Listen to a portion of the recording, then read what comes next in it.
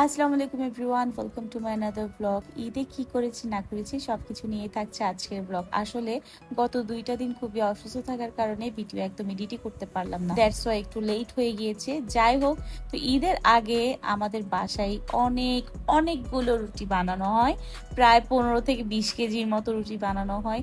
আর এটাও একটা উৎসব একটা ভাইব দেয়, আমার খুবই ভালো লাগে। সারাটা দিন ধরে সবাই রুটি বানায়, দেন অন্যান্য কাজ করে, তার পাশাপাশি তো জম্বেই সারটা চলে। আমি তো এগুলো দেখে খুবই এনজয় করতেছিলাম, তার পাশাপাশি স্যাশিও দেখতেছিল, শুধু আমি একা না।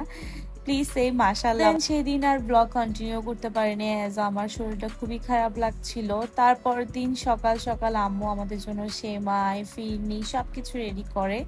মাশাআল্লাহ, আমার আম্মুর হাতের বানানো প্রত্যেকটা খাবার খুবই খুবই মজা।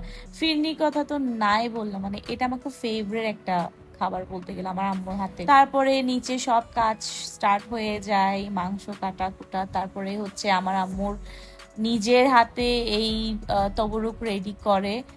আসলে আমার আম্মুর হাতের এই তবরুকটা এত মজা মাশাল্লাহ। এরপর আম্মু উপরে উঠে আমাদের জন্য চিকেন বিরিয়ানি রেডি করে দিল, যেহেতু দুপুরে খাবার খেতে একটু লেট হবে তাই।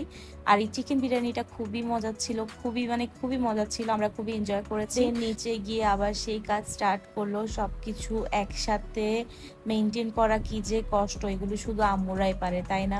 সেই মাশাল্লাহ, সবার আম্মু যেন ভালো থাকে সুস্থ থাকে। আর একটা জিনিস কেউ খেয়াল করেছে কিনা জানি না, কোরবানের দিন মাংসের যে টেস্টটা থাকে সেটা কিন্তু সারা বছর রান্না করলেও সেম টেস্ট থাকে না, কিন্তু আলটিমেটলি সেম ইনগ্রিডিয়েন্টস দিয়েই আম্মু সারা বছর রান্না করে, কিন্তু কোরবানের দিনের টেস্টটা ডিফারেন্ট।